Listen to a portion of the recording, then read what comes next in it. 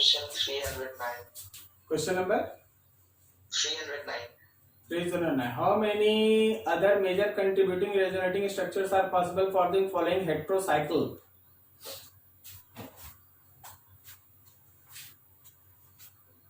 देखो ध्यान से, क्वेश्चन है ऐसा,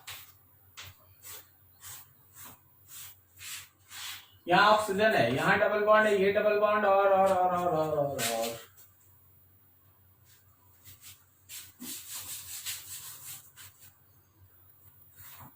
यहाँ एक डबल बॉन्ड, यही है क्वेश्चन। ये कहता है कि इसका और भी पॉसिबल जो रेजोनेटिंग स्ट्रक्चर्स हैं उन सबको ड्रॉ करो। देखो जैसे शुरुआत में न्यूट्रल है तो हम लोगों को इसी स्ट्रक्चर से स्टार्ट करना है। मान लीजिए जैसे ऑक्सीजन का ये पर्टिकुलर इलेक्ट्रॉन पेयर यहाँ गया, ये रिपेल होके गया एटम पे, तो नेक्स्ट स्ट्रक्चर हो गया ऑक्सीजन 1 2 3 4 5 6 और ये ऐसा। तो अभी देख यहाँ पे आ गया हम लोग का double bond, oxygen gate positive, यहाँ पे एक नेगेटिव, उसके बाद ये डबल बॉन्ड, ऐसा स्ट्रक्चर। नेक्स्ट इसके बाद हम लोग बनाएंगे कि यहाँ का नेगेटिव नीचे उतरा तो ये रिपेल होके गया इस एटम पे। अगला है 1 2 3 4 5 6, मतलब देखो थोड़ा इसको बनाना होगा।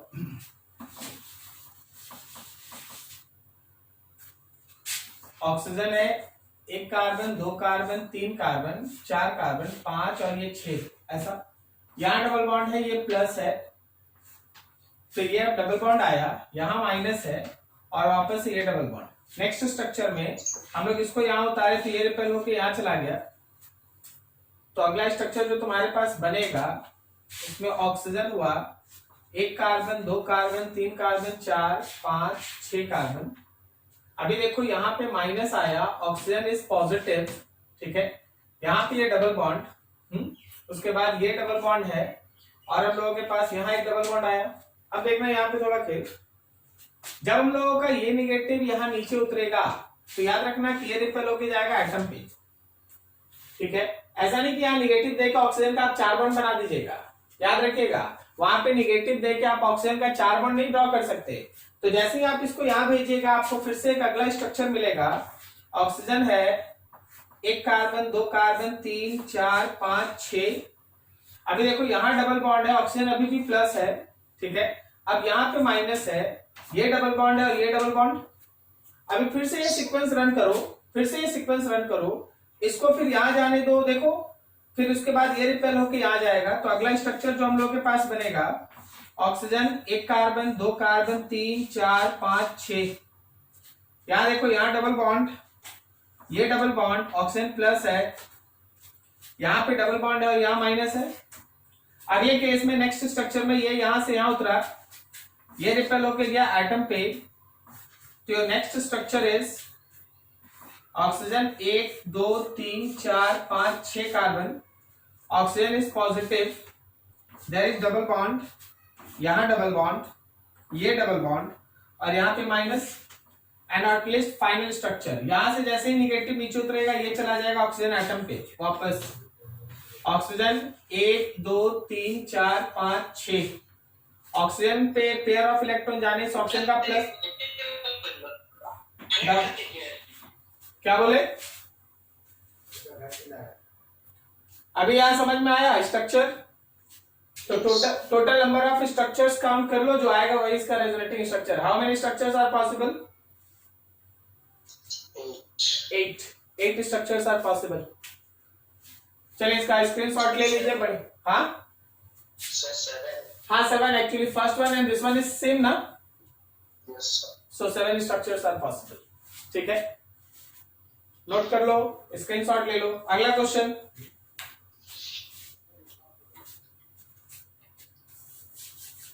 देखिए ये सब क्वेश्चन बेहतरीन है, ठीक है। इसका है ना आप स्क्रीनशॉट लेते चलिएगा, घर पे बना लीजिएगा बढ़िया से। और अगला बताओ कौन सा? आंसर में 6 नहीं होगा जी, 7 होगा। फर्स्ट वाला और वो वाला सेम है तो 7 होगा। हाँ? या फिर पूछा अदर पॉसिबल, ये भी एक वर्ड था शायद वहां। यस, अदर पॉसिबल, तो ये तो दिया हुआ था ना, अदर मेजर कंट्रीब्यूटिंग रेजोनेटिंग। हाँ तो ये तो दिया हुआ था ना, यस सर। तो अदर में 1 2 3 4 5 6 ये होगा। अदर वर्ड है। टोटल इसमें 7 रेजोनेटिंग स्ट्रक्चर है, लेकिन first one is given, so remaining 6 one is given. ठीक है, यस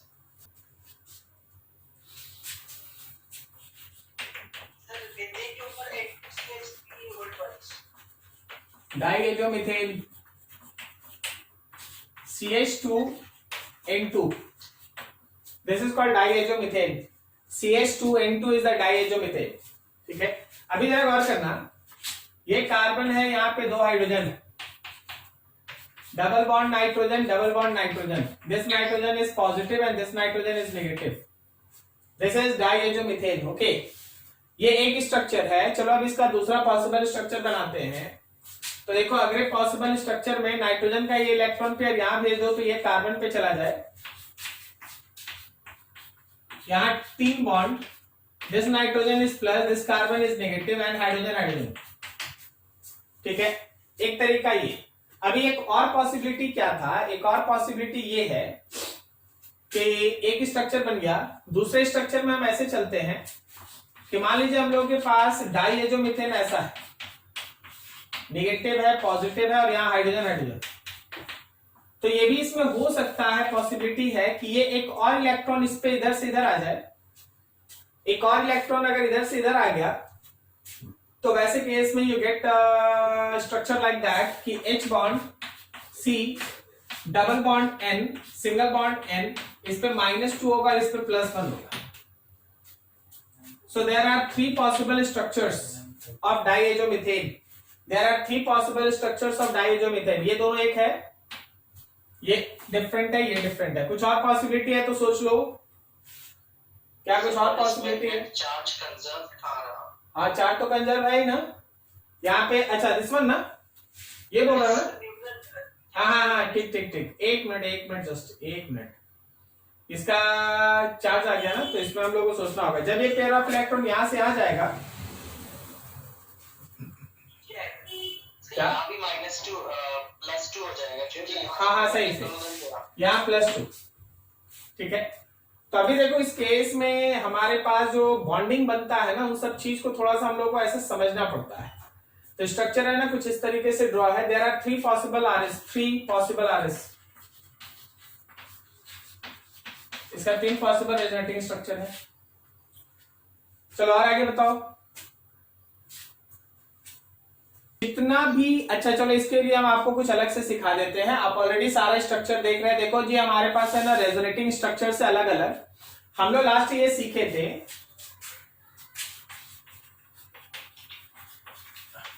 एक क्वेश्चन है पोटेंशियल एनर्जी या फिर एनर्जी ऑफ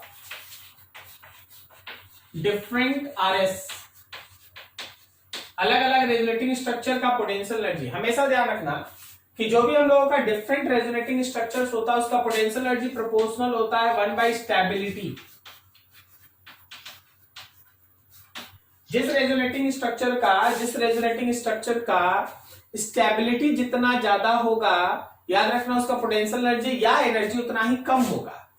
मान लो जैसे हम लोगों के पास, सपोज हम लोगों के पास फॉर एनी मॉलिक्यूल, कोई एक मॉलिक्यूल है, इस मॉलिक्यूल में हम लोगों के पास A and B are 2 RS, इसमें A और B उसका 2 RS है, एंड C इज RH मतलब हो गया रियल हाइब्रिड, C हो गया उसका रियल हाइब्रिड। ठीक है, अब जरा गौर करना, इस A और B में A is more stable then B, this is stability. A का स्टेबिलिटी B से ज्यादा है। ऑब्वियसली हम लोग ये जानते हैं कि इन दोनों से ज्यादा स्टेबल हम लोगों का C होगा। तो जब तुम इसको एनर्जी क्राइटेरिया पे, एनर्जी कोऑर्डिनेट पे जब प्लॉट करेगा, सपोज यहाँ पे एनर्जी है, तो याद रखना कि सबसे ज्यादा एनर्जी B का होगा, उससे कम एनर्जी A का होगा, और इन दोनों से काफी कम एनर्जी होगा हमारे C का। मतलब ये दोनों RS है, उस RS में जिसका ज्यादा स्टेबिलिटी है, मोर स्टेबल, जिस RS का स्टेबिलिटी ज्यादा है, याद रखना उसका एनर्जी कम है। तो आपके पास क्वेश्चन में 4 आरएस ऊपर में दिया हुआ है, उन चारों आरएस में आप लास्ट सीखे थे स्टेबिलिटी को डिसाइड करना। जो आरएस ज्यादा से ज्यादा स्टेबल होगा उसका एनर्जी उतना कम होगा, लेकिन जो फाइनल रेजोनेटिंग स्ट्रक्चर होता है जिसको आप रियल हाइब्रिड कहते हैं, जो सारे आरएस का कॉम्बिनेशन होता है, उसका स्टेबिलिटी सबसे ज्यादा होता है क्योंकि उसका एनर्जी सबसे कम होता है। ये अगर भी लेस स्टेबल होगा, ए का स्टेबिलिटी ज्यादा है, ग्राफ में से वो लेस स्टेबल होगा। ग्राफ में लेस स्टेबल क्यों? ये तो एनर्जी पे ये कम है ना। ए का स्टेबिलिटी ज्यादा है तो उसका एनर्जी कम है ना, सही है ना? यस। ठीक है, अब देखो एक और चीज सीख लो। ये जो हम लोगों का सबसे ज्यादा स्टेबल स्ट्रक्चर है, ये देखो दो पॉसिबल आरएस में ए ज्यादा स्टेबल है। अब इस स्टेबल स्ट्रक्चर और ये रियल हाइब्रिड के बीच का जो एनर्जी गैप होता है, इसको आप रेजोनेंस एनर्जी कहते हैं। इसको आप रेजोनेंस एनर्जी कहते हैं, ठीक है? ये जो बीच का गैप होता है उसको आप रेजोनेंस एनर्जी कहते हैं। तो देखो जो सबसे ज्यादा स्टेबल आरएस है और जो रियल हाइब्रिड है उसके बीच का एक एनर्जी गैप होता है जो उसको एक्स्ट्रा स्टेबिलिटी देता है। किसको एक्स्ट्रा स्टेबिलिटी देता है? सी को। इस गैप को आप रेजोनेंस एनर्जी कहते हैं। जैसे हम आपको कुछ डाटा दिखाते हैं, ध्यान से समझिएगा, बढ़िया से जरा देखिएगा। मान लीजिए आपके पास ये साइक्लोहेक्सीन है, जब आप इसको एक हाइड्रोजन से रिएक्ट कराते हैं, 1 हाइड्रोजन, तो पता चलता है कि साइक्लोहेक्सेन बनता है और उस केस में जो डेलएच है वो है 119 यूनिट होता है, 119 किलोजूल पर मोल। मतलब एक डबल बॉन्ड का जब हम लोग हाइड्रोजिनेशन करते हैं तो 119 किलोजूल पर मोल एनर्जी रिलीज होता है। 119 किलोजूल पर मोल दिख रहा है इधर? Yes sir. ठीक। अब देख इस हिसाब से अगर इसमें 2 डबल बॉन्ड है तो 2H2 आएगा, फिर से मेरे पास साइक्लोहेक्सेन बन जाएगा। और सोच के बता क्या मेरा डेलएच 238 किलोजूल पर मोल हो रहा है? यस। बिल्कुल ठीक है। अब जरा सोचो, इसी कैलकुलेशन को बढ़ाओ। तो मेरे पास जब आप बेंजीन बनाते हैं तो बेंजीन में ऐसा 3 बॉन्ड का काम होता है, 3 डबल बॉन्ड हटता है। तो अकॉर्डिंग टू थ्योरी ये वैल्यू 357 आना चाहिए। क्या बोलता है? सही है? बट यहां देखा गया है कि जो हम लोगों का ऑब्जर्व एनर्जी है वो केवल 208 होता है।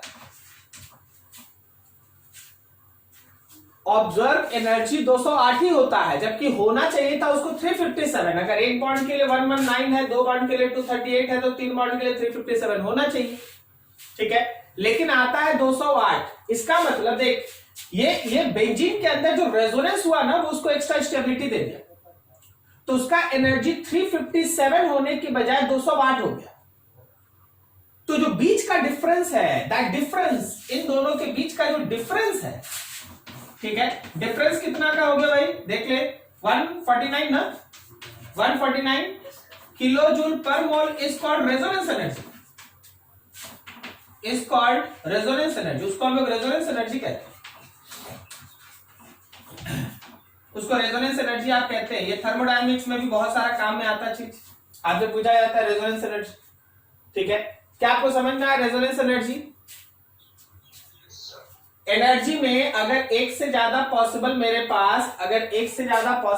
पास आरएस है, रेजोनेटिंग स्ट्रक्चर है, तो जो आरएस ज्यादा स्टेबल होगा वो एनर्जी में कम होगा।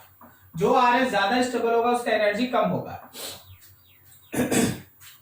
मोस्ट स्टेबल आरएस और रियल हाइब्रिड के बीच का जो एनर्जी गैप होता है उसको हम लोग रेजोनेंस एनर्जी कहते हैं। न्यूमेरिकली एक बॉन्ड का हाइड्रोजनेशन करने में 119, 2 के लिए 238, तो 3 के लिए theoretically it should be 357, but observe value is only 208। That difference between 357 and 208 is called resonance energy which is 149। क्या ये टॉपिक क्लियर हुआ? यस। ठीक है, इसका ये बहुत इंपॉर्टेंट है, इसको अच्छे से आप लोग नोट कर लीजिएगा। हाँ, सॉल्व नहीं हो पाया? नंबर ऑफ बॉन्ड्स देखें तो नहीं, इसको ड्रॉ करके देखना पड़ेगा और क्या। अच्छा ठीक है, आप लोग इसको है ना हटाइएगा नहीं। हाँ, हमको इसका पहला मॉलिक्यूल एटलीस्ट ड्रॉ कर लेने दीजिए, फिर हम इसका सारा पॉसिबल बना देते, फिर आप चेक कर लीजिएगा 1 मिनट।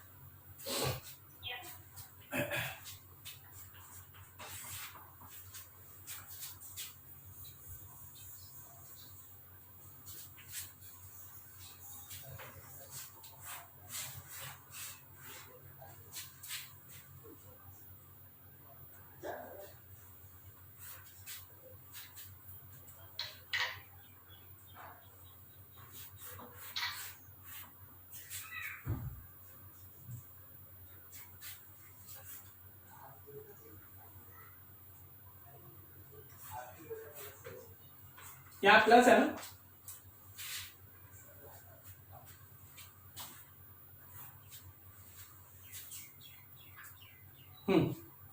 चलो ना इसका बाकी स्ट्रक्चर्स ड्रॉ करते हैं, ठीक है, रहने देना उसको, देखना। यहाँ अगर प्लस है तो इसके बाद अगर हम लोग एक और स्ट्रक्चर बनाए तो हम लोग इस पाई बॉन्ड को यहाँ भेज सकते हैं।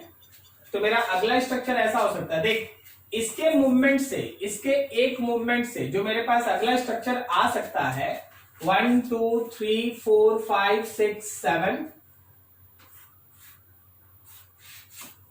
ये डबल बॉन्ड, ये डबल बॉन्ड, यहां पे डबल बॉन्ड आएगा, प्लस यहां आ जाएगा, उसके बाद ये डबल बॉन्ड रहेगा और ये डबल बॉन्ड, ठीक है, एक स्ट्रक्चर ऐसा। अगला क्या है, ये 1 था, 1 के मूवमेंट से आया। अच्छा, अगर हम लोग इसको इधर से इधर भेज देते हैं, मान लो इसको 2 कह देते, तो इस 2 के मूवमेंट से जो मेरे पास बनता वो होता 1 2 3 4 5 6 7 ऐसा। फिर यहां पे नीचे जाओ, यहां डबल बॉन्ड, ये डबल बॉन्ड, ये डबल बॉन्ड, यहां का पाई बॉन्ड यहां आने से यहां डबल बॉन्ड बनेगा, यहां प्लस आ जाएगा, फिर ये डबल बॉन्ड रहेगा। ये 2 से बना हुआ चीज है। अब उसके बाद अगर हम इसको यहां से यहां शिफ्ट करा दें, ये 3 वाला मान लो, तो मेरे पास 3 जो स्ट्रक्चर बनेगा वो 3 ऐसा कुछ होगा, 1 2 3 4 5 6 7, नीचे ऐसा, ये यहां डबल बॉन्ड, यहां डबल बॉन्ड, ये डबल बॉन्ड, ये डबल बॉन्ड, यहां डबल बॉन्ड और यहां प्लस। ये 3 से बना हुआ, 3 के मूवमेंट से बना हुआ मेरे पास एक स्ट्रक्चर है। अभी जरा गौर करना, क्या हम एक 4 भी दिखाना चाह रहे हैं कि यहां जो प्लस था ये भी तो नीचे से ऊपर जा सकता था। मान लो ये 4 है, क्या समझ में आया? इस प्लस के कंजुगेशन में 1 भी है, इस प्लस के कंजुगेशन में 2 भी है, इस प्लस के कंजुगेशन में 4 भी है। तो 4 से जो मेरे पास स्ट्रक्चर बनता वो ऐसा होता, 4th वाला 1 2 3 4 5 6 7, ठीक है, ये डबल बॉन्ड, यहां डबल बॉन्ड, ये डबल बॉन्ड, ये डबल बॉन्ड, यहां प्लस और ये डबल बॉन्ड। अब जरा गौर करो, और कुछ पॉसिबिलिटी सोचो। यहां पे जरा गौर करना, ये कंजुगेशन खत्म है, ये देख रहे हैं आप, यहां 2 लगातार सिग्मा बॉन्ड है, ठीक है ना, 2 लगातार सिंगल बॉन्ड है। तो यहां पे कंजुगेशन खत्म है, तो ये पाई बॉन्ड इन्वॉल्व नहीं हो, बाकी सब तो हम लोग इन्वॉल्व कर ही चुके। सो जरा गौर कीजिए, इसमें से जो स्ट्रक्चर नहीं है वही आपका ऑप्शन होगा। है कोई वहां पे? देखो जरा ध्यान से, सी सर, सी। तो जो पॉसिबिलिटी है वो यहाँ पे आपके सामने बना हुआ है, बाकी आप देख लीजिएगा जो, ठीक है। चलो ये कुछ और किसी का,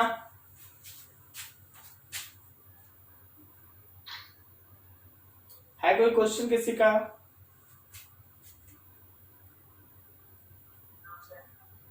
वेरी गुड। तो सुमन जय मंडल, कुछ बनाता है तुम?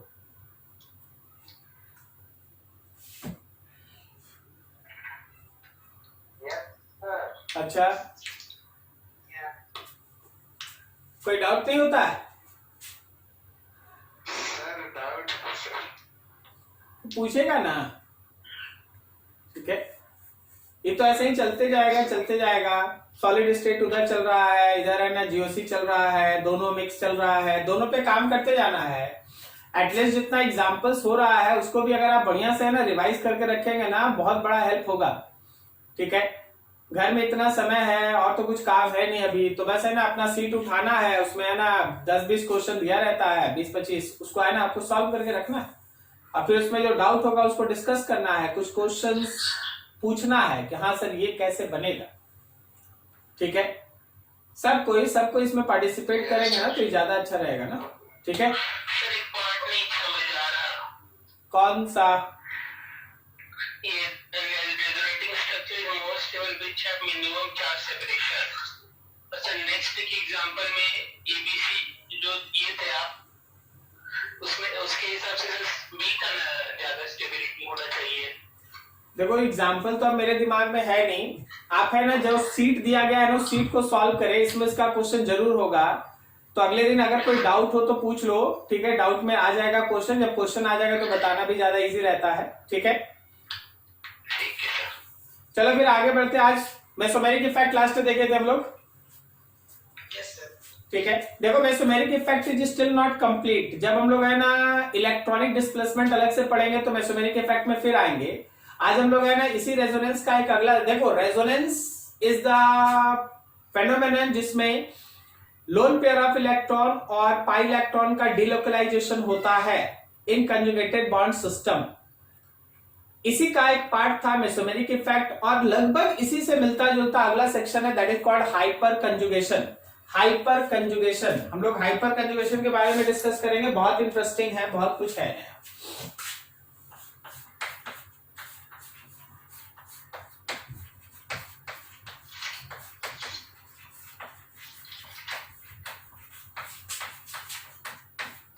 हाइपर कंजुगेशन शॉर्ट फॉर्म में HC लिख के चला जाएगा। एक्चुअली हाइपर कंजुगेशन में कुछ पहले फंडामेंटल चीज है, उन सब चीज को आप दिमाग में रखिए, तब फिर है ना आप आगे इसको प्रोसेस कर पाएंगे, हर चीज को समझ पाएंगे। सबसे पहला चीज, hyper conjugation is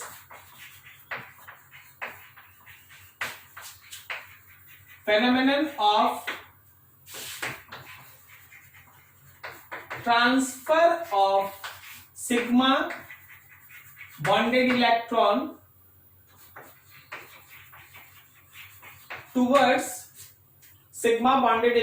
towards empty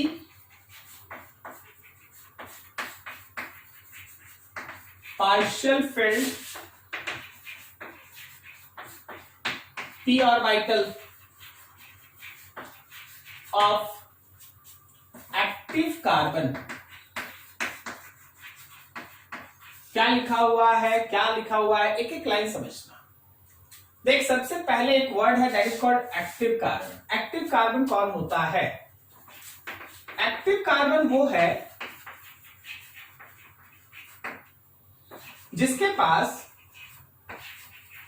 half filled और एम्प्टी p ऑर्बिटल्स हो। ऐसा पर्टिकुलर कार्बन जिसके पास हाफ फिल्ड या एम्प्टी p ऑर्बिटल हो वो एक्टिव कार्बन कहलाता है। अब इसमें जो जो कार्बन आएगा वो समझना। इसमें आएगा तुम्हारे पास double bonded carbon. Double bonded carbon में हाइब्रिडाइजेशन होता है sp2, तो एक p ऑर्बिटल उसका साइडवेज ओवरलैप रहता है, वो खाली रहता है। ठीक है, वो साइडवेज ओवरलैप कर रहा है। दूसरा है ट्रिपल बॉन्डेड कार्बन्स। इसमें sp हाइब्रिडाइजेशन है तो एक p ऑर्बिटल यूज हो रहा है, जबकि दो p ऑर्बिटल साइडवेज ओवरलैप है तो वो empty p orbital, non hybridised p orbital. Third है हम लोग के पास कार्बोकेटायन का C+, hybridisation is sp2, so एक p ऑर्बिटल खाली। And fourth one is carbon with dot, मतलब फ्री रेडिकल। ये सब ऐसा है जिसके पास हाफ फिल्ड इसके पास है, बाकी सबके पास एम्प्टी p ऑर्बिटल है जो नॉन हाइब्रिडाइज्ड है p ऑर्बिटल। इन सबको आप एक्टिव कार्बन कहते हैं। Active carbon, active carbon, active carbon, active active. क्या इसमें नहीं है जिसमें मिसकॉन्सेप्ट हो जाता है, वो है इसका कार्बन आयन। कोई क्वेश्चन बोलता है कि sir negative, this is not an active carbon, कारण इसका हाइब्रिडाइजेशन है sp3, there is no empty p orbital. Empty p orbital इसमें नहीं है, so it is not said to be active carbon. तो कार्बेनायन का जो कार्बन है उसका p ऑर्बिटल कंप्लीटली भरा हुआ है, तो वो एक्टिव कार्बन में काउंट नहीं होता। क्या ये लाइन समझ में आया? एक्टिव कार्बन किसको कहते हैं? ठीक है, अब देख, इस एक्टिव कार्बन में, इस एक्टिव कार्बन से जो जुड़ा हुआ कार्बन होता है उसको हम लोग कहते हैं alpha carbon. Alpha carbon, carbon attached with carbon attached with active carbon, carbon which is attached with active carbon is called alpha carbon। जो भी कार्बन एक्टिव कार्बन से जुड़ा हुआ होगा उसको हम लोग अल्फा कार्बन कहते हैं। अब इसमें एक टर्म आता है this is called alpha hydrogen. Hydrogen present at alpha carbon. Alpha carbon पे मौजूद जो हाइड्रोजन होगा उसको हम लोग कहते हैं अल्फा हाइड्रोजन। तो अब देखिए तीन टर्म है, पहले एक्टिव कार्बन है, उससे जुड़ा हुआ अल्फा कार्बन है, अल्फा कार्बन से जुड़ा हुआ अल्फा हाइड्रोजन। जैसे आपके पास एक मॉलिक्यूल रखते हैं, दो तीन एग्जांपल आप समझिए छोटा छोटा। मान लीजिए मेरे पास है CH3 bond CH double bond CH2। देख के बताओ कितना है active carbon?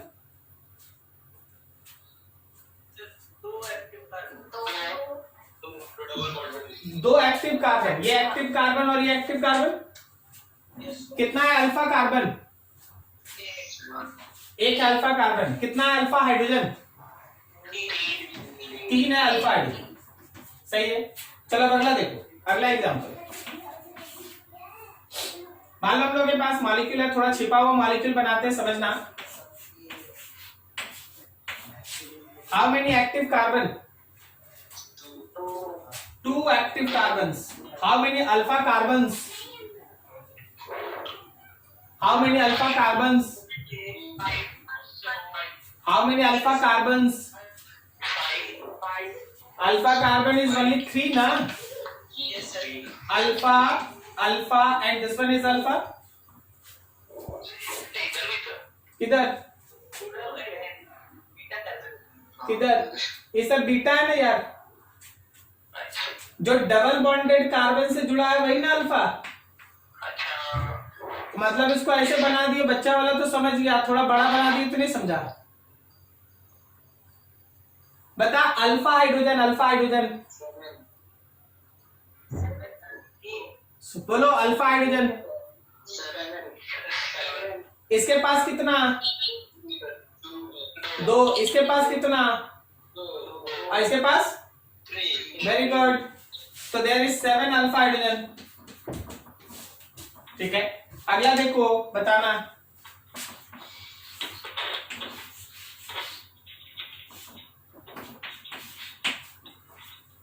How many active carbon? How many active carbon? अरे यार एक ये वाला एक्टिव कार्बन। अब एक्टिव बोलेंगे तो अल्फा, अल्फा कैसे सुनेगा? एक्टिव ए। अब इसके बाद बोल अल्फा कितना? 3। अल्फा हाइड्रोजन कितना? 2 3 2 7। समझ में आया? ठीक है, तो हम लोगों के पास इस तरह से हम लोग एक्टिव कार्बन, अल्फा कार्बन और अल्फा हाइड्रोजन सोचते हैं, समझते हैं। क्लियर है? अब इसके बाद क्या होगा हमारे पास हाइपर कंजुगेशन में? तो hyper conjugation is actually phenomenon of transfer of sigma bonded electron towards empty p orbital. अब इस चीज को और क्लियर करने का जरूरत है। ठीक है, यहां तक कोई दिक्कत? यहां तक कोई दिक्कत? तो अब यहाँ पे है ना, जो सबसे इंपॉर्टेंट चीज है उसको आपके सामने रखते हैं, उस पर जरा ध्यान दीजिएगा। हम लोगों के पास एक मॉलिक्यूल है, मान लो जैसे C bond C double bond C, ऐसा एक मॉलिक्यूल है। तो ये मॉलिक्यूल जहां तक आपको दिख रहा है, इधर कौन होगा उधर कौन होगा छोड़ दो। तो 2 एक्टिव कार्बन है, एक अल्फा कार्बन है, मान लो इसमें एक हाइड्रोजन। ठीक है, अब देख हाइपर कंजुगेशन का थीम क्या है। हाइपर कंजुगेशन में जो अल्फा कार्बन और अल्फा हाइड्रोजन के बीच का सिग्मा बॉन्ड होता है वो उतरता है नीचे ऐसे, और इस पे रिपल्सन लग के ये इधर जाता है। मतलब तुम्हारे पास एक अगला स्ट्रक्चर बनेगा जिसमें यहां डबल बॉन्ड होगा और ये बॉन्ड ऐसे होगा। ये इलेक्ट्रॉन पेयर इस पे आने की वजह से दिस बिकम्स नेगेटिव, और हाइड्रोजन अपना इलेक्ट्रॉन लॉस करने की वजह से हाइड्रोजन बिकम्स पॉजिटिव। ठीक है, so this is the fundamental basic of hyperconjugation electron transfer. Hyperconjugation electron transfer में, in hyperconjugation sigma bonded electron of alpha carbon alpha hydrogen transfer to alpha carbon active carbon. Alpha carbon active carbon, क्या ये line समझा? Alpha carbon और alpha hydrogen के बीच का जो sigma bonded electron है वो अल्फा कार्बन और एक्टिव कार्बन के बीच ट्रांसफर हो जाता है। This is hyper conjugation. क्या ये लॉजिक समझ में आ रहा है? अब इसमें बहुत सारा टर्म एग्जिस्ट करता है, उन सब पे ध्यान देना। So for hyper conjugation at least one alpha hydrogen must be present। कम से कम एक अल्फा हाइड्रोजन होना चाहिए। अगर अल्फा हाइड्रोजन होगा ही नहीं तो वो मॉलिक्यूल कभी भी हाइपर कंजुगेशन इफेक्ट शो नहीं कर सकता। जैसे एक एग्जांपल देखो, अगर हम लोग लिखते हैं CH3 bond C bond CH3 and bond CH3 और फिर आगे हम लोग बोलते हैं CH डबल बॉन्ड CH2, तो चल भाई ये दोनों एक्टिव और एक्टिव है, ये अल्फा है, लेकिन इसके पास हाइड्रोजन ही नहीं है। इसके पास कोई अल्फा हाइड्रोजन नहीं है। अगर इस मॉलिक्यूल में बोले कि how many alpha hydrogen are there, your answer is 0। ठीक है, it means it does not shows hyperconjugation. यह हाइपर कंजुगेशन इफेक्ट शो नहीं करेगा। तो हाइपर कंजुगेशन इफेक्ट के शो करने के लिए मॉलिक्यूल में कम से कम एक अल्फा हाइड्रोजन होना ही चाहिए। अगर मॉलिक्यूल में कम से कम एक अल्फा हाइड्रोजन है, it can shows hyper conjugation. चलो जरा एग्जांपल देख के बताना अगला।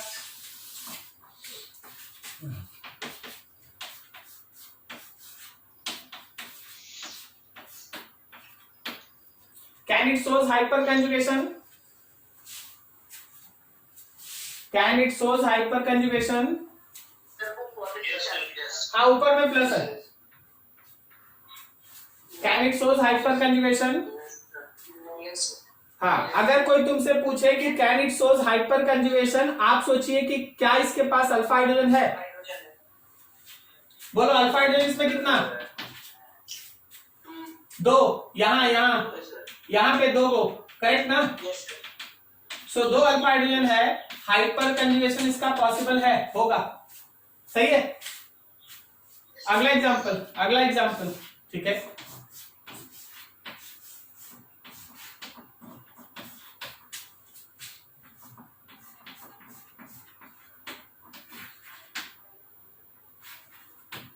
सोच के बताओ हाइपर कंजुगेशन शो करेगा या नहीं? करेगा। How many alpha hydrogen are there? 2। एक यहाँ एक यहाँ, क्या बोलता? सही है। ठीक है, 2 alpha hydrogen are there, so it can shows hyperconjugation. इसका हाइपर कंजुगेशन पॉसिबल है, करेक्ट। तो हाइपर कंजुगेशन मॉलिक्यूल में वही होगा जहां हमारे पास अल्फा हाइड्रोजन। अगर अल्फा हाइड्रोजन कम से कम एक अल्फा हाइड्रोजन है, it can shows hyperconjugation. This is the fundamental. अब देख, इसमें बहुत सारा चीज होता है, एक एक करके निकल के सामने आता है कि हाइपर कंजुगेशन को हम लोग नो बॉन्ड रेजोनेंस कहते हैं। क्या होता है उस नो बॉन्ड रेजोनेंस का मतलब, वो सब एक एक करके देखेंगे। इसका hyperconjugation effect is also called no bond resonance। Hyper conjugation effect को आप नो बॉन्ड रेजोनेंस भी कहते हैं। कारण क्या है समझिए। मान लीजिए एक different kind of active carbon लेके हम लोग एक एग्जांपल बनाते हैं। क्या ये मॉलिक्यूल हाइपर कंजुगेशन शो करेगा? पहले डिसाइड करो, क्या ये मॉलिक्यूल हाइपर करेगा ना? ठीक है।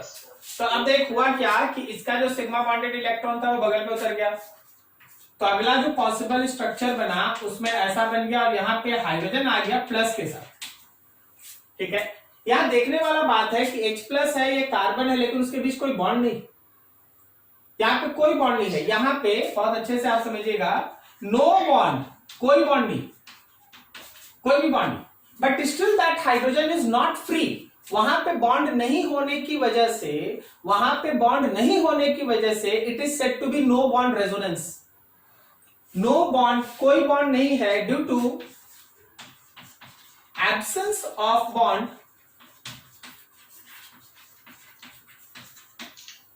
It is called no bond resonance. इसको हम लोग नो बॉन्ड रेजोनेंस भी कहते हैं। Due to absence of bond this is called no bond resonance. ठीक है, लेकिन एक और भी है ना, एक मिसकॉन्सेप्ट दिमाग में चलता है, तो सर वहां बॉन्ड नहीं है तो क्या वो हाइड्रोजन H प्लस के फॉर्म में फ्री है? बिल्कुल नहीं। देख होता क्या है, but that hydrogen, but that H plus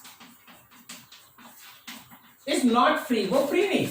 कारण क्या है कि अभी थोड़ा इसको लॉजिकली समझना, कि जब तुम उस कार्बन को डबल बॉन्ड बना रहा है, जब इस कार्बन का तुम डबल बॉन्ड बना रहा है, तो इनडायरेक्टली तुम्हें पाई क्लाउड क्रिएट कर रहा, सही ना? ऊपर और नीचे एक पाई इलेक्ट्रॉन का क्लाउड है, तो बगल में याद रखिएगा कि H प्लस है, यही H प्लस इस पाई क्लाउड के साथ बना रहता है। ठीक है, यहां कोई बॉन्ड नहीं है, लेकिन मेरे हाथ में एक है मैग्नेट, मेरे दूसरे हाथ में मैग्नेट, इनके बीच कोई बॉन्ड नहीं है, but still they are bonded, correct ना? उसी तरह यहाँ H प्लस है और बगल में एक इलेक्ट्रॉन का क्लाउड है, इस क्लाउड के साथ वो हाइड्रोजन जो है वो बंधा होता है। That hydrogen is not free, it is bonded with pi electron cloud.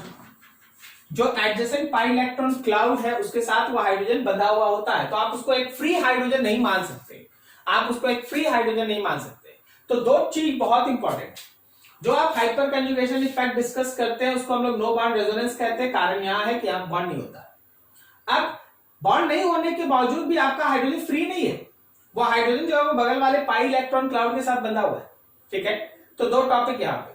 अब जरा देखना कि कोई भी मॉलिक्यूल हम लोगों के पास कितना हाइपर कंजुगेटेड स्ट्रक्चर बनाता है। याद रखना कि number of hyperconjugated structure is directly proportional to number of alpha hydrogens। जिस मॉलिक्यूल के अंदर जितना ज्यादा से ज्यादा नंबर ऑफ अल्फा हाइड्रोजन होगा, उस मॉलिक्यूल के अंदर उतना ही ज्यादा number of hyperconjugated structure बनता है।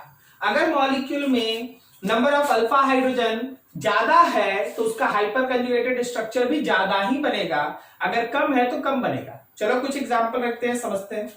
देखो एग्जांपल, मान लिया हम लोगों के पास एक मॉलिक्यूल है जिसका स्ट्रक्चर ऐसा है। Now you decide how many alpha hydrogen are there.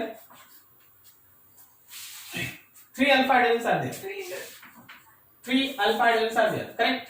तो देख हुआ क्या, यहां से बॉन्ड को यहां भेज दिए, तो मेरा अगला स्ट्रक्चर बना H bond C bond H, ये H प्लस रहा भाई, यहां डबल बॉन्ड C हो गया, ये एक स्ट्रक्चर। अब अगली बार क्या हुआ, ये बॉन्ड यहां से यहां चला गया, so next structure is H plus C, ये H बन गया, ये H हो गया, यहां डबल बॉन्ड C और ऐसा दो। फिर अगली बार क्या हुआ, यहां का इलेक्ट्रॉन इसके साथ चला गया, तो मेरा अगला स्ट्रक्चर हो गया H bond C bond H, double bond C और नीचे एक H प्लस, और फाइनली फिर से ये पाई इलेक्ट्रॉन नीचे आ गया, तो तुम्हारे पास स्ट्रक्चर हो गया H bond C bond H bond H bond C और यहां पे आ गया प्लस। तो बिकॉज मेरे पास 3 अल्फा हाइड्रोजन था, सो एक हाइपर कंजुगेटेड स्ट्रक्चर, अगला हाइपर कंजुगेटेड स्ट्रक्चर, अगला हाइपर कंजुगेटेड स्ट्रक्चर।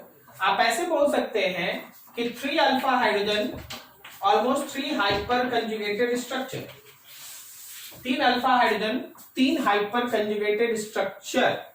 तो देख अभी तक बोर्ड पे दो तीन चीज आया, दो तीन पॉइंट आया है। एक हाइपर कंजुगेशन को हम लोग नो बॉन्ड रेजोनेंस कहते हैं कारण, हाइड्रोजन फ्री नहीं होता कारण, ठीक है। कितना number of hyperconjugated structure बनेगा, तो जितना नंबर ऑफ अल्फा हाइड्रोजन होगा, अगर ज्यादा है तो ज्यादा बनेगा, कम है तो कम बनेगा। अब इसका इफेक्ट क्या होता है धीरे धीरे हम लोग उसको देखेंगे, ठीक है। देख लो, कहीं कोई डाउट है पूछ लो। नेक्स्ट हम लोग के पास स्टेबिलिटी का decision, stability of any species, याद रखिएगा, proportional to number of hyperconjugated structure, मतलब proportional to number of alpha hydrogen. ये दोनों तो आपस में प्रोपोर्शनल है, भी यहां लिखे थे। कोई भी दिया हुआ मॉलिक्यूल का स्टेबिलिटी का डिसीजन हम लोग उसके हाइपर कंजुगेशन से जब लेंगे तो देखेंगे कि कौन कितना ज्यादा number of hyperconjugated structure बनाता है। जो जितना ज्यादा number of hyperconjugated structure बनाएगा, याद रखना उसका स्टेबिलिटी उतना ही ज्यादा होगा। जो जितना ज्यादा number of hyperconjugated structure बनाएगा, याद रखना उसका स्टेबिलिटी उतना ही ज्यादा होगा, ठीक है। अब यहां पे हम तुमको दो तीन एग्जांपल देते हैं, उसको थोड़ा समझना। इसका जो सबसे बेस्ट एग्जांपल है, सबसे पहला डिस्कशन है स्टेबिलिटी ऑफ कार्बोकेटायन।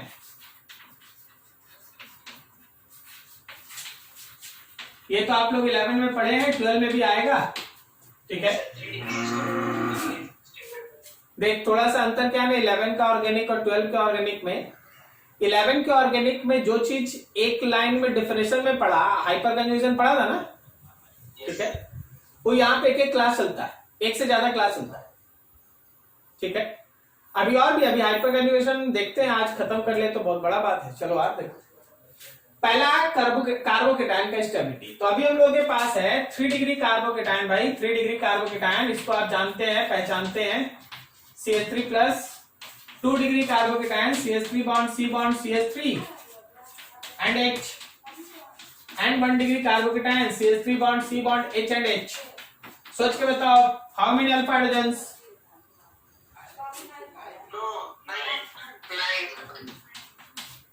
ये 7, ये अल्फा हाइड्रोजन है, ये अल्फा हाइड्रोजन ही ना है, 3 और 3 6, इसमें कितना 5।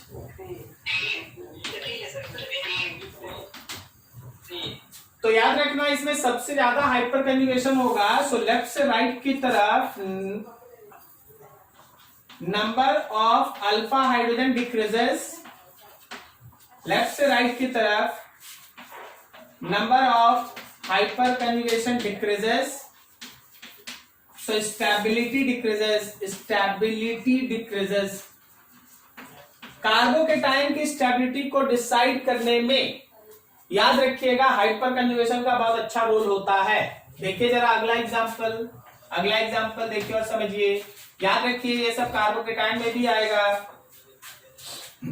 यहाँ प्लस और यहाँ प्लस। क्या ये दोनों 2 डिग्री कार्बोकेटायन है? Yes sir. बता इसमें ज्यादा स्टेबल कौन?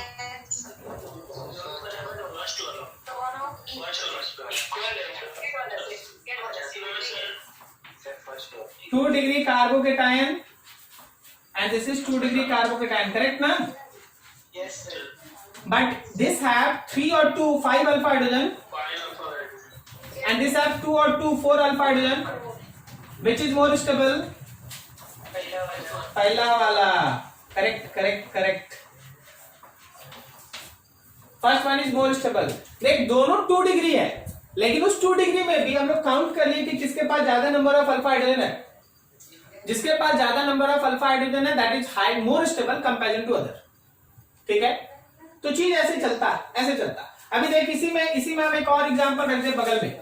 ये भी देख 2 डिग्री है और यहां एक और लगा दे, ठीक है।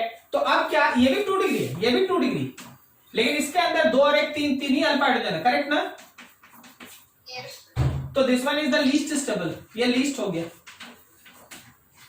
सब 2 डिग्री। तो number of alpha hydrogen count कर लेंगे, ठीक है।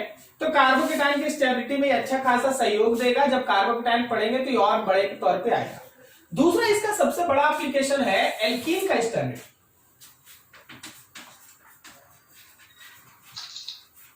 Stability of alkene. मान लो हम लोगों के पास CH3 bond C bond CH3 double bond C CH3 CH3 है और फिर एक है C डबल बॉन्ड C, ये CH3, यहां पे H, यहां CH3 और यहां CH3। बोल दिया गया दोनों एल्कीन में कौन ज्यादा स्टेबल कौन कम स्टेबल है, काउंट दैट। या बताओ, तो जरा बताओ लेफ्ट वाले के पास कितना अल्फा हाइड्रोजन? पहले वाले में 12 को है और दूसरा वाला 9 है। कौन ज्यादा स्टेबल हो गया? पहला वाला मोर स्टेबल, करेक्ट। ठीक है, अभी अगला एग्जांपल देखो जी, अगला एग्जांपल देखो।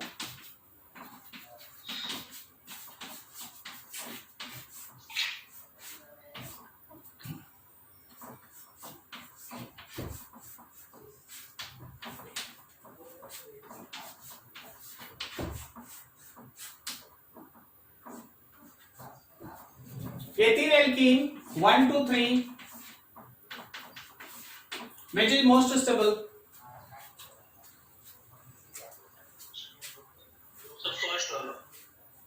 स्टूडेंट का कहना है फर्स्ट वाला। क्या बोलता है बाकी सब? कितना अल्फा हाइड्रोजन इसमें?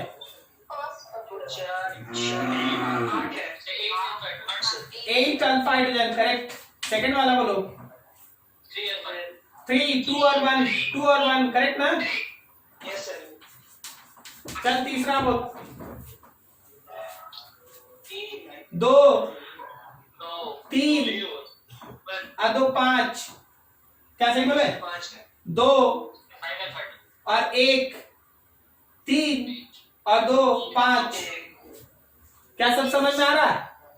Yes sir. कोई 9 बोल रहा था? नहीं सर। 9 कैसे हो रहा था किसी का? डाउट है पूछ लो भाई। देख यहाँ पे 2, इसके बगल वाला कार्बन अल्फा कार्बन, पहले अल्फा मार्क कर लेते, जिनका 9 वो इसका मतलब कुछ मिसकॉन्सेप्ट है। देख ये अल्फा कार्बन, ये अल्फा कार्बन, ये अल्फा कार्बन, ये वाला एक्टिव कार्बन, ये एक्टिव कार्बन। तो अब यहाँ पे 2 हाइड्रोजन है, यहाँ 1 हाइड्रोजन है और यहाँ 2 हाइड्रोजन है, तो कुल मिला के कितना hydrogen? Alpha hydrogen 5 alpha hydrogen. Can you decide stability which one is the most stable? First, then third, then second. First में 8 अल्फा हाइड्रोजन कैसे हुआ? 8 अल्फा हाइड्रोजन कैसे हुआ? शायद अंशु कुमार बोल रहे क्या? Yes sir. हाँ वेरी गुड। यहाँ पे 2 है भाई। Yes sir. और यहाँ भी 4। और यहाँ भी नीचे में से हो गया 8। तो this one is most stable. ये तुम्हारा मोस्ट स्टेबल। समझ गया? एल्कीन का स्टेबिलिटी डिसाइड करना है गो थ्रू हाइपर कंजुगेशन। ठीक है, इतना नोट करो, इतना स्क्रीनशॉट लो, फिर आगे बढ़ते हैं बढ़िया से। अच्छा यहाँ पे हाइड्रोजन है, हाँ यहाँ पे हाइड्रोजन ऐसे ऐसा हाइड्रोजन है, इसलिए लिखते नहीं है ये। अच्छा छोड़ देंगे तो कौन सा ग्रुप हो जाएगा? हाँ कार्बन हो जाएगा, तो हाइड्रोजन लिख लेना, हाइड्रोजन लिख लेना। चलो ये था इसमें। अभी थोड़ा सा और इसमें हम लोग थोड़ा सा आगे बढ़ते हैं। अब अलग अलग तरह का हाइपर कंजुगेटेड स्ट्रक्चर्स कैसे कैसे बनता है उसको थोड़ा देख लीजिए, समझिए।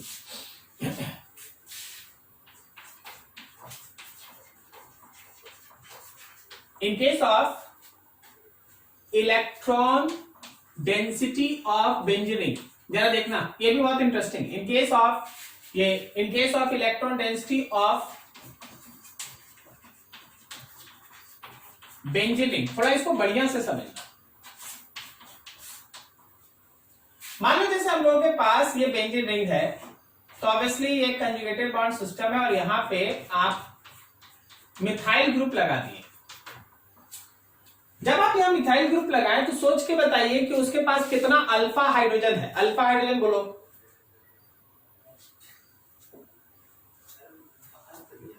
क्या ये तीनों अल्फा हाइड्रोजन है? तीन है, तीन। अल्फा कार्बन एक है, ये कंजुगेटेड बॉन्ड सिस्टम है, ये एक्टिव कार्बन है, इससे जुड़ा हुआ कार्बन अल्फा कार्बन है, और ये तीनों तीन अल्फा हाइड्रोजन, तीन अल्फा हाइड्रोजन। इसका मतलब ये है कि जब हम लोग बेंजीन में, मान लो ये रहा बेंजीन, जब हम लोग बेंजीन में इस हाइपर कंजुगेशन को ड्रॉ करेंगे तो यहां हाइड्रोजन अपना पेयर ऑफ इलेक्ट्रॉन देगा और फिर ये कंजुगेशन होगा जो आप सीखे। तो यहां पे तीन हाइड्रोजन ऐसा है जो अपना इलेक्ट्रॉन इसमें देगा, तीनों हाइड्रोजन एक एक करके इलेक्ट्रॉन देगा, ठीक है ना। Three hydrogen, three alpha hydrogen can used in hyperconjugation to increase electron density of benzene ring. Benzene ring का इलेक्ट्रॉन डेंसिटी बढ़ाने में तीन का तीन हाइड्रोजन काम आएगा। अभी देखो एक मिसकॉन्सेप्ट चलता है, वो है हाइपर कंजुगेशन और इंडक्टिव इफेक्ट को लेके। जरा गौर करना, तीन मॉलिक्यूल ध्यान से समझना। यहां पे CH3,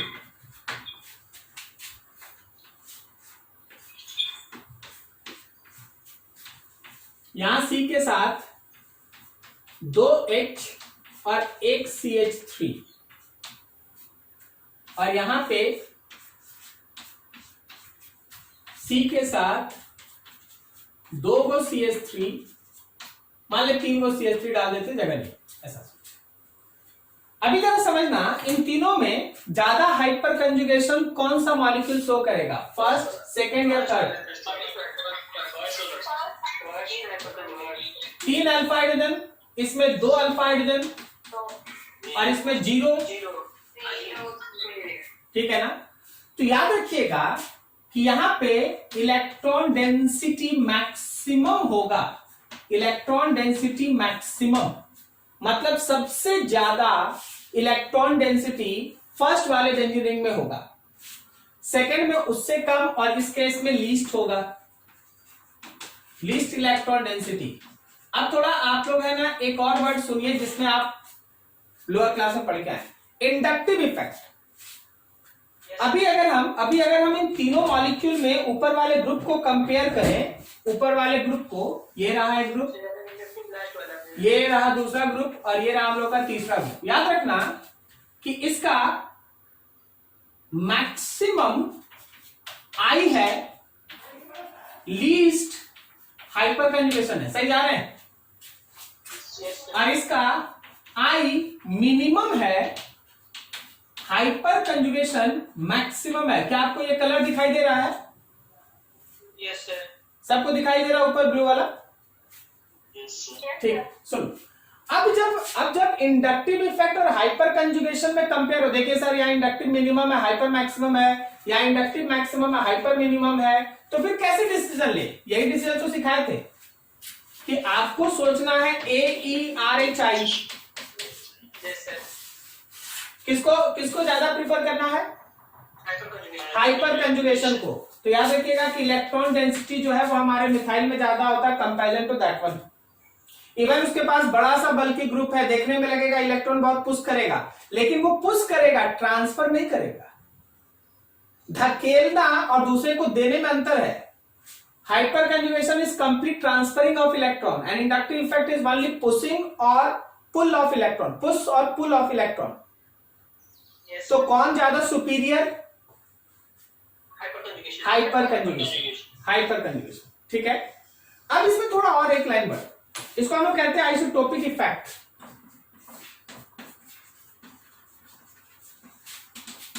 isotopic effect basically CH3 है और CD3 है, CH3 और CD3 है, मतलब आइसोटोप्स है, हाइड्रोजन है, ड्यूटेरियम है, आइसोटोप्स है। याद रखना कि CH3 के पास मोर हाइपर कंजुगेशन है, लेस आई इफेक्ट है। हाइपर कंजुगेशन ज्यादा है, इंडक्टिव इफेक्ट कम है, और CD3 के पास लेस हाइपर कंजुगेशन है एंड मोर इंडक्टिव इफेक्ट है। अब कोई कोई सोच रहा है कि सर ऐसा क्यों बोल रहे हैं, थोड़ा हमको समझा दीजिए। हाइपर कंजुगेशन में होता क्या ना, हाइपर कंजुगेशन में होता है कि कार्बन के साथ जो हाइड्रोजन है उसका बॉन्ड टूट के बगल वाले को जाता है, ठीक है ना।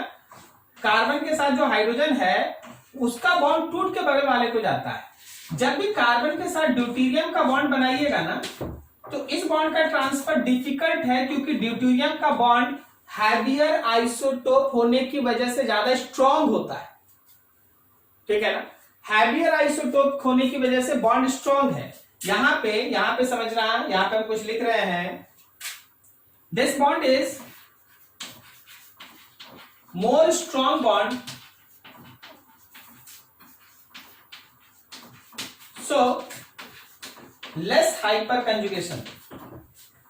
जबकि ये बॉन्ड वीक है, वीक बॉन्ड आसानी से टूटेगा, इसलिए मोर हाइपर कंजुगेशन। तो हाइपर कंजुगेशन में CH3 आगे, लेकिन इंडक्टिव इफेक्ट में CD3 आगे, हाइपर कंजुगेशन में कम। इसको आइसोटोपिक इफेक्ट कहते हैं, ठीक है। ये छोटा छोटा पॉइंट्स बेहद काम का है, ये छोटा छोटा पॉइंट्स। जब आप CH लेते हैं और CD लेते हैं तो C और H के बीच का बॉन्ड वीक है, आसानी से टूट के बगल वाले बॉन्ड पे इलेक्ट्रॉन चला जाता है, तो हाइपर कंजुगेशन जाता है। लेकिन जब आप CD लेते हैं तो C और D के बीच का बॉन्ड स्ट्रांग है, बॉन्ड तोड़ना डिफिकल्ट है, तो वो बगल वाले बॉन्ड पे इलेक्ट्रॉन ट्रांसफर करना डिफिकल्ट होता है, सो लेस हाइपर कंजुगेशन। मतलब हम आपको ये दिखाना चाहते हैं, थोड़ा समझिएगा क्या अच्छा से, 2 एग्जांपल बढ़िया से। ये बेंजीन रिंग और यहां मौजूद है CH3, ये बेंजीन रिंग और यहां मौजूद है CD3। बोलो दोनों में इलेक्ट्रॉन डेंसिटी किसका ज्यादा? क्या किसी को डाउट? हाँ बिल्कुल सही। तो मोर electron density and this is less electron density. कोई दिक्कत नहीं, समझ गया। अब अगला एग्जांपल देखो भाई, थोड़ा जगह बना लेते हैं।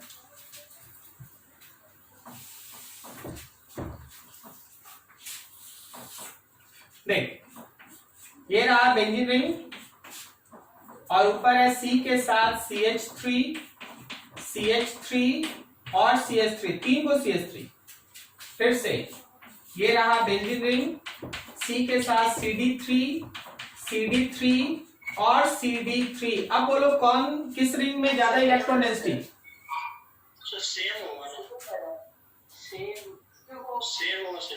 क्यों होगा सेम?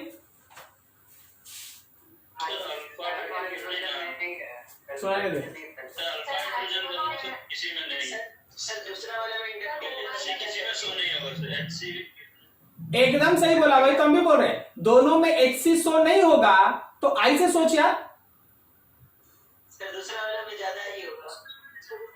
जब दोनों में HC शो नहीं होगा तो I से सोच, इंडक्टिव इफेक्ट से सोच। क्या समझ में आया? ठीक है। तो यहाँ पे जो ग्रुप है उसका इंडक्टिव इफेक्ट कम है, जबकि यहां का ग्रुप का इंडक्टिव इफेक्ट ज्यादा है। मोर इलेक्ट्रॉन डेंसिटी कारण higher I effect, higher plus I effect, एकदम सही।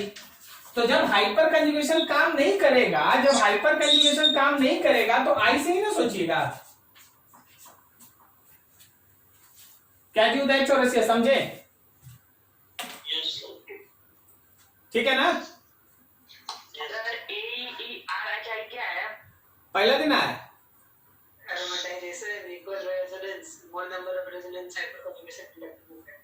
चिंता नहीं करो, बार बार बताएंगे। हाँ, अभी बस ये समझ लो कि A से स्टैंड करता है एरोमेटिसिटी, E स्टैंड करता है equal RS, equal resonating structure, R है नंबर ऑफ रेजोनेटिंग स्ट्रक्चर ज्यादा होना चाहिए, H है हाइपर कंजुगेशन और I है इंडक्टिव इफेक्ट। ये पांचों सीरीज है कि जब एक मतलब देख, यहाँ क्या हुआ, यहाँ कंपैरिजन हो गया, कंपटीशन चल गया I और H में। आई कम एच ज्यादा, आई ज्यादा एच कम, तो आप आंसर कैसे लिखेंगे? आई से लिखेंगे कि एच से लिखेंगे? तो भाई एच से लिखेंगे। जब मेरे पास एच है ही नहीं, जब मेरे पास एच है ही नहीं, तो किससे आंसर लिखेंगे? आई से लिखेंगे। आई। क्या समझा? Yes sir.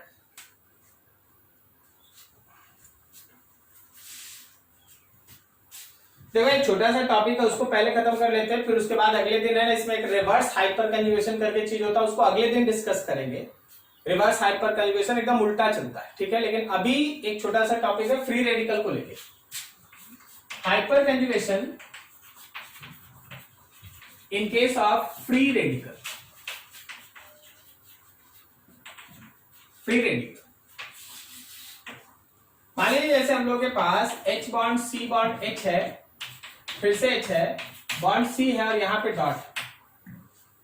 तो देख जब फ्री रेडिकल होगा, देखो हम लोग डबल बॉन्ड देख चुके, ट्रिपल बॉन्ड भी वैसे ही चलेगा, कार्बोकेटायन भी हम लोग देख चुके, ठीक है। अब थोड़ा डॉट पे काम कर लेते हैं। जब कभी भी है ना फ्री रेडिकल रहता है, आप ऐसे ही काम करते जैसे आप रेजोनेंस में सीखे थे कि हाइड्रोजन के 2 इलेक्ट्रॉन में से 1 इलेक्ट्रॉन बगल में उतरेगा और ये इधर से आएगा और 1 इलेक्ट्रॉन ऊपर हाइड्रोजन पे चला जाएगा। So next possible structure is H bond C, H dot बन गया, यहां डबल बॉन्ड C हो गया और ये फिर H हो गया, ऐसा। तो जब कभी भी हम लोगों के पास डॉट का कोई बात रहे, रेडिकल का कोई बात रहे, again it work same as that of carbocation. जैसा कार्बोकेटायन में तुम पढ़ा था ना, बस वैसा ही होता है। होता क्या है, यहां 2 इलेक्ट्रॉन का फ्लो नहीं होता, फ्लो केवल 1 इलेक्ट्रॉन का होता है, ठीक है। तो वैसे ही इस केस में भी आप ऐसे जा सकते हैं कि फॉर स्टेबिलिटी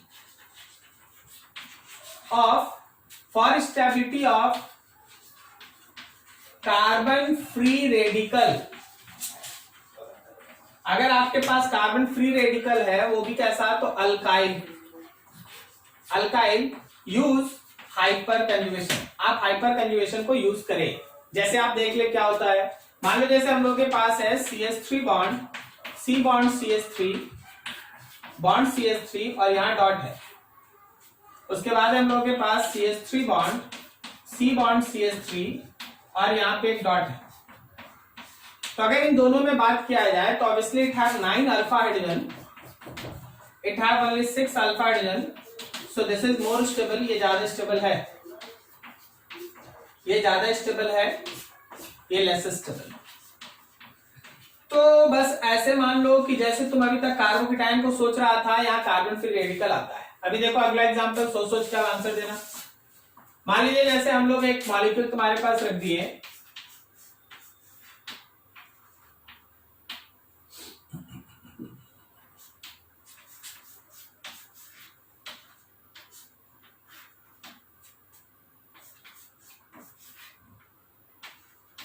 ये है 1, ये है 2 और ये है 3। बताओ ये तीनों में सबसे ज्यादा स्टेबल रेडिकल कौन?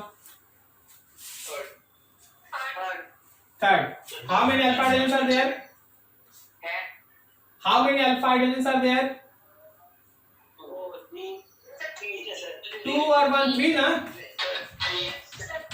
यहाँ बोलो।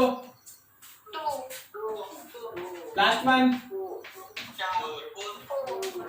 So it is maximum stable,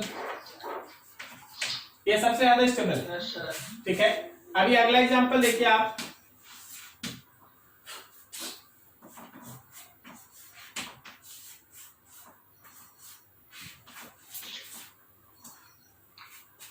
यहां पे A है, A मतलब एक्टिव नहीं है, A है।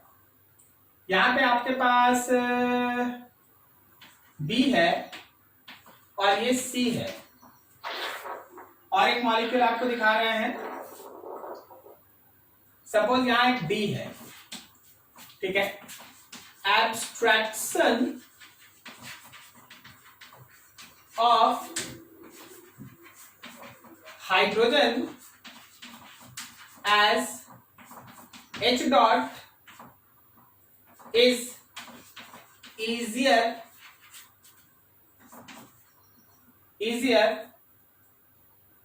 is from। क्वेश्चन ये है कि मेरे पास ABCD AD है, ABCD, ऐसा मेरे पास 4 कार्बन इस मॉलिक्यूल में मेंशन है। आप बताइए कहां से हाइड्रोजन H डॉट के फॉर्म में निकालना आसान होगा? H डॉट के फॉर्म में हाइड्रोजन निकालना कहां आसान होगा? कौन वाला?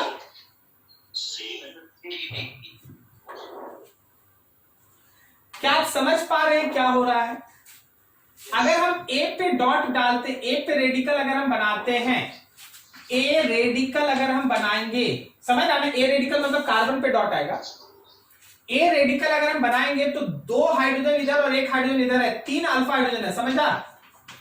Yes sir. क्या सबको समझ में आ रहा है? Yes sir. और अगर हम लोग B पे रेडिकल बनाएंगे, यहाँ B पे डॉट लाएंगे तो 1 हाइड्रोजन इधर और 1 हाइड्रोजन इधर है, 2 अल्फा हाइड्रोजन। अगर हम C पे डॉट लाएंगे तो केवल 1 हाइड्रोजन यहां है। नहीं समझा? Yes sir. और अगर D पे डॉट लाएंगे तो 2 और 2, D पे डॉट लाएंगे तो 4 अल्फा हाइड्रोजन। समझ में आया कौन ज्यादा stable? Yes sir. So D1 is easier to give H dot, सबसे आसानी से H डॉट तुमको D से मिलेगा। क्या क्वेश्चन समझ में आ रहा है? सबसे कम किस पे चलेगा? देख ले भाई, C से। क्या सबसे आसानी से D, उसके बाद कौन? A, उससे कम कौन? B, और सबसे कम कौन? C। ऑर्डर है ना, यहां समझ में आ रहा है ना? ठीक है, तो सबसे आसानी से निकलेगा D से, उससे कम निकलेगा A से, उसके बाद निकलेगा B से, और सबसे डिफिकल्ट है C से हाइड्रोजन को H डॉट फॉर्म में निकालना। तो this is the basic fundamental concept of hyper conjugation. ठीक है, ऑलमोस्ट इसमें जो बेसिक थीम था वो तुम्हारे सामने आज रख दिया गया है। जब आप नेक्स्ट स्टेप पढ़ेंगे तो इसका कुछ एक्सेप्शन है जिसको हम लोग रिवर्स हाइपर कंजुगेशन कहते हैं, उसके बारे में डिस्कस करेंगे। ठीक है,